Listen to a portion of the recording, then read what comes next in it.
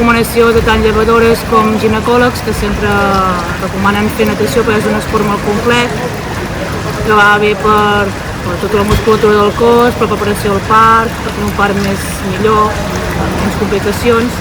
Movem tots els músculs, també fem braços, fem esquena, fem tot, zona de lumbars, cames, de tot.